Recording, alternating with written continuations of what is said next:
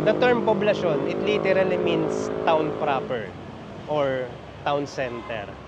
Kahit saan ka magpunta sa Pilipinas, may makikita kang poblasyon sa mga probinsya.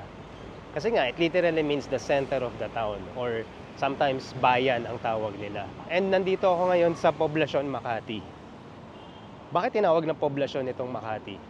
Because literally, this is the very first settlement ng mga residents or ng mga locals dito sa area na to nung panahon ng Kastila. During that time, it was not called Makati. It was called Poblacion because nga ito yung center of the town. It's not even a town, it's just a settlement of locals. That was panahon ng Kastila, noong mga 1500s to 1600s. Noong 1670, nagtayo dito ng unang church dito sa area na to. So, nag-grow na yung population ng mga residents that time. But still, panahon pa rin yan ng Kastila. And then fast forward to 1850.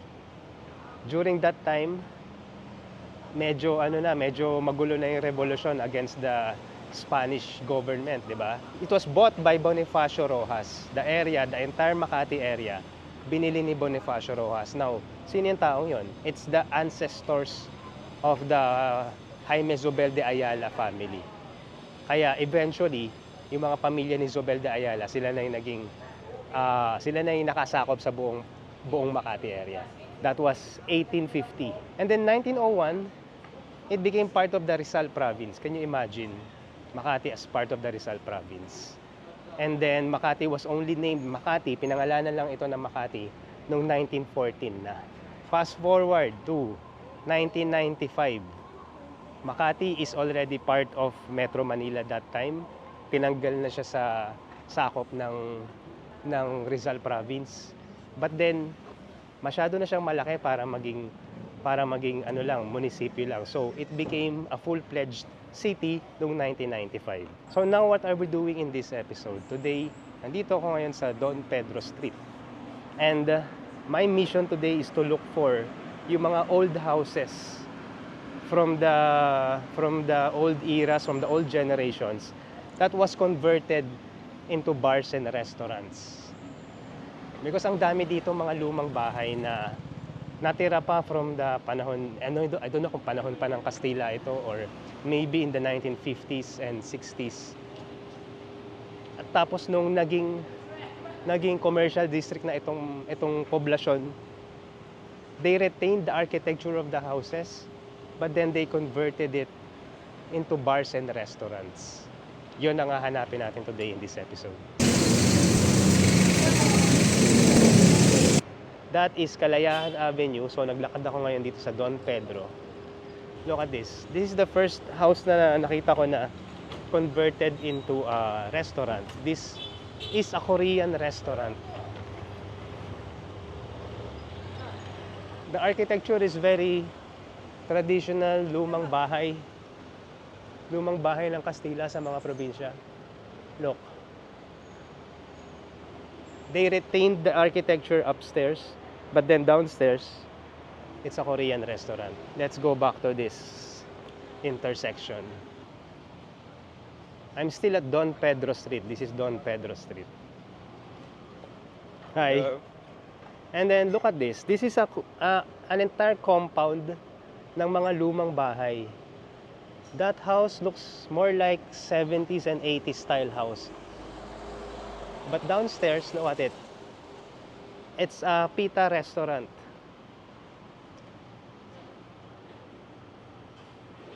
By Chef Sam. So downstairs is a restaurant.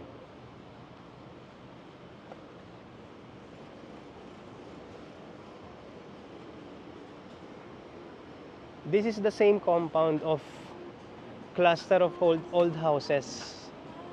Pero may mga iba-ibang establishments and restaurants dito sa area na to. That's also an old house.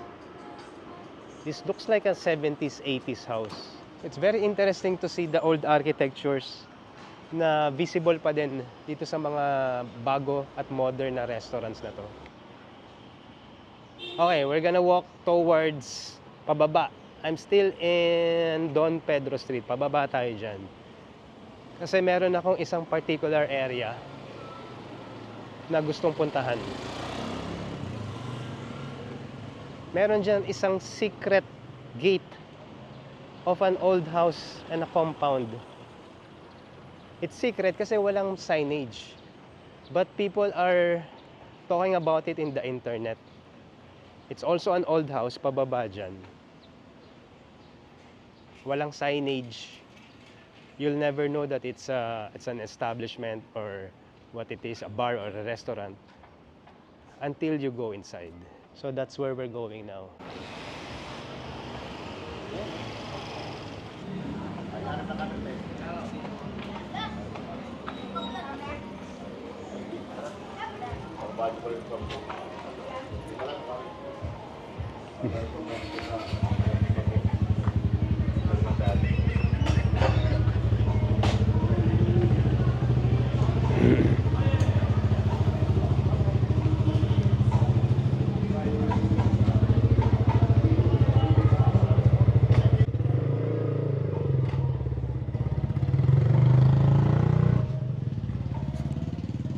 This is the house. Look at it. It's very subtle. May maririnig ka lang na music from the inside, but there's no signage. There's no window dressing.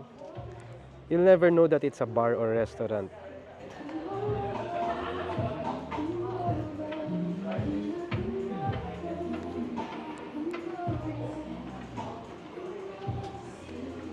And I'm already in the part of Poblacion na parang ano na talaga, residential area na. Kasi naglakad tayo from up there, dun sa mga maraming bars and cafes near Kalayaan, and around this area, yan, tingnan mo, mga bahay-bahay na talaga yan. Let's try to go inside here.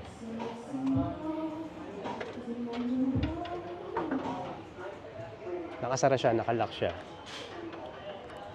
We have to doorbell. Kailangan may magpapasok sa atin sa loob.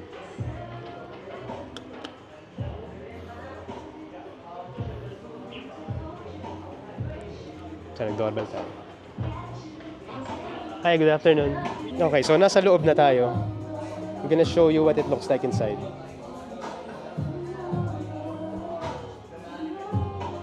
On my left, there's a stairs here.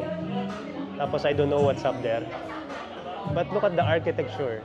It looks like an old 1960s or 70s style of houses. And then this looks like a typical garahe.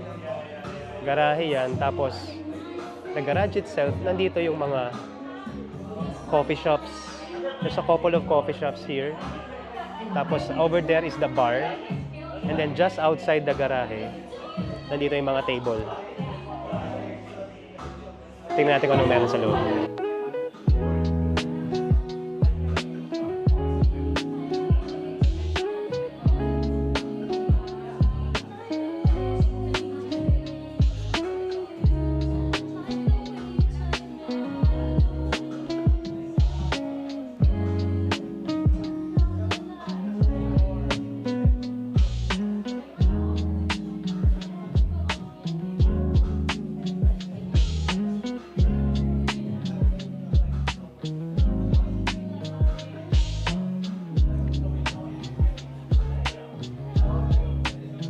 Let's see later if we can go upstairs. I don't know how to get up there or kung anong meron sa taas.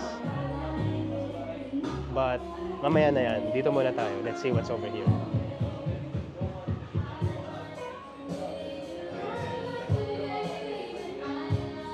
It looks like a DJ shop or parang paggawaan ng mga tela or leathers. But there are also DJ equipments. So I don't know exactly what this shop is. Let's try to see kung anong meron sa taas or if we can even go up there.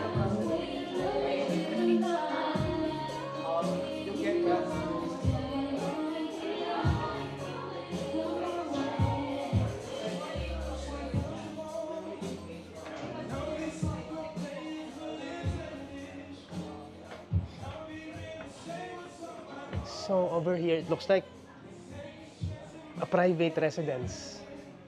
There's a barn door.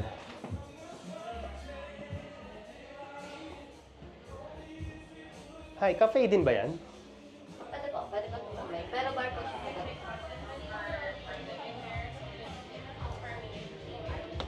Oh. So ito pala yung upstairs area. It also is a different cafe and bar. So right now, because it's still afternoon, cafe pa siya.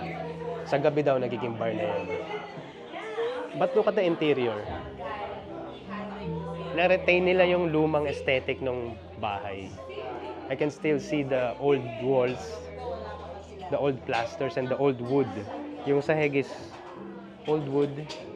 I can still see the structure of the place. I'm here in the second floor, dito sa may parang veranda. Downstairs is where the DJ is. Look at this exterior wall. Ganyan yung exterior wall ng mga bahay namin nung 80s, nung bata ako. It's very cool. Balik tayo dito sa baba.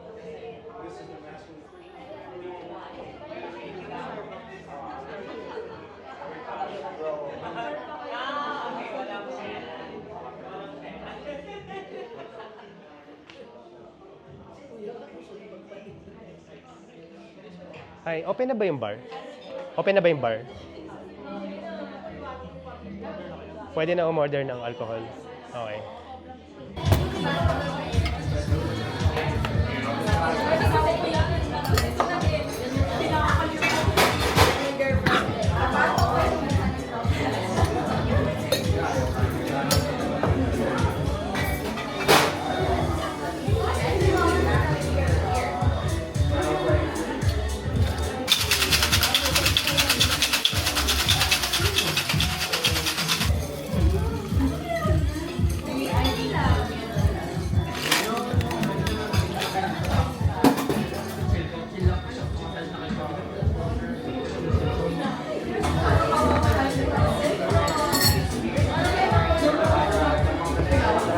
Thank you.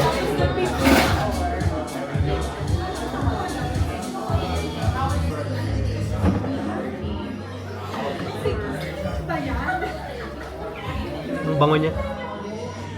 Fresh calamansi ba to? Sarap. Hindi ko nalalasahan yung ram. Hindi ko nalalasahan yung ram. Parang delikado to pag ganito. Sarap yun naman eh. Sa totoo lang, wala talaga akong bala ko minom dito sa video na to. But because the area looks so cool and it looks so cozy, it's so inviting. So kahit alas 3 pa lang ng hapon, I can't help it.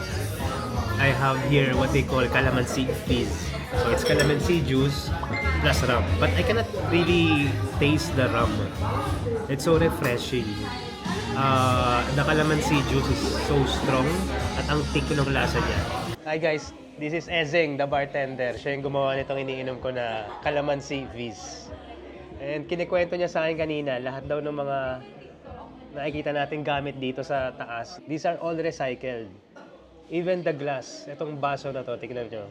This is also a recycled bottle of tanduay. Bote siya ng tanduay. So, nire-recycle lang din nila. So, pasok pa rin talaga sa tema ng recycling old things.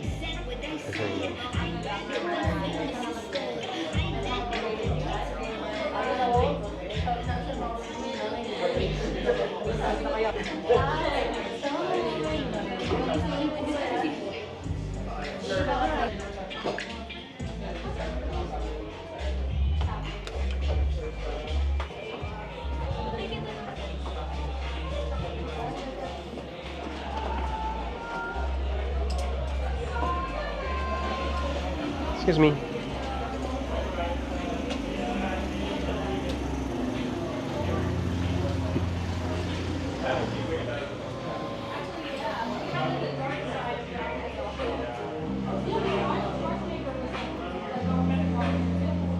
So dinadayo talaga siya ng mga aesthetic at mga cool na Gen Zs.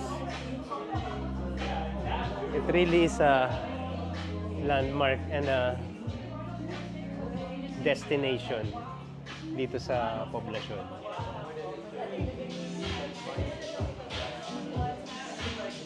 So yeah, this is Annex House dito sa Poblacion, Makati. One of the many old houses converted into modern establishments dito sa Poblacion, Makati. Kinonvert into bars, restaurants, and cafes. Na paboritong puntahan ngayon ng mga Gen Zs at mga kabataan. Thank you for watching, guys. See you in the next episode. Bye-bye.